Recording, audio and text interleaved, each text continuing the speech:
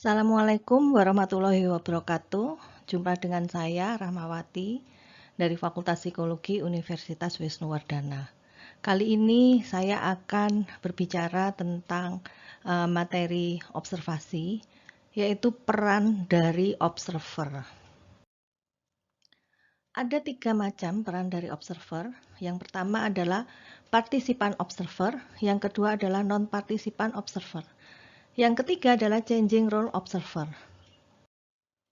Partisipan observer ini adalah observer ikut serta mengambil bagian dan terlibat secara langsung dengan aktivitas yang digunakan oleh observee atau subjek.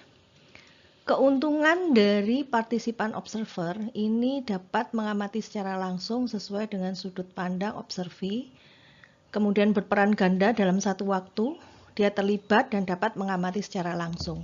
Jadi yang dimaksud dengan partisipan observer, observer itu menjadi bagian dari subjek yang diamati, sehingga subjek yang diamati itu tidak terasa bahwa dia sedang diamati oleh observer. Nah, kelemahannya apa? Kelemahannya itu dia akan sulit melakukan pencatatan ketika sedang beraktivasi bersama dengan subjek penelitian yang masih dapat diatasi dengan menunggu saat yang tepat untuk mencatat hasil observasi. Dan kelemahan yang lain harus ada izin dari subjek untuk ikut aktivitas yang dilakukan subjek penelitian. Jadi dalam hal ini butuh membina raport yang baik dengan subjek penelitian supaya dia bisa diterima untuk ikut aktivitas dari subjek penelitiannya. Nah, yang kedua adalah non-partisipan observer. Di sini, observer tidak harus mengambil peran dan terlibat dalam aktivitas observee atau subjek dari penelitian. Jadi, dia dapat tidak mengikuti dari aktivitas yang sedang dilakukan oleh subjek. Nah, pada situasi-situasi tertentu, sebagai observer mungkin tidak terlalu familiar dengan subjek atau tidak terlalu mengenal subjek ya.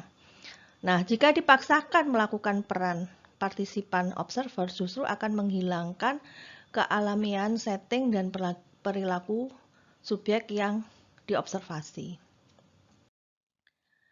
Observer berada pada suatu tempat yang cukup baik untuk melakukan pengamatan karena dia tidak terlibat di dalam aktivitas subjek. Ya, keuntungannya otomatis dia tidak perlu membina rapor dengan subjek penelitian dan proses pencatatan hasil penelitiannya lebih mudah, jadi mencatat hasil observasinya jauh lebih mudah. Nah, kelemahannya ini tidak mendapatkan sudut pandang subjek yang baik karena observer hanya melihat apa yang sedangkan dari subjek tapi tidak mengalaminya. Nah, yang ketiga ini changing role observer. Ini sebenarnya kombinasi ya. Terkadang memang ada situasi yang sulit untuk menentukan peran observasi mana yang dipilih sehingga harus berganti peran sebagai observer partisipan maupun non-partisipan. Berganti peran inilah yang disebut dengan changing role sesuai dengan kebutuhan penelitian maupun faktor situasional.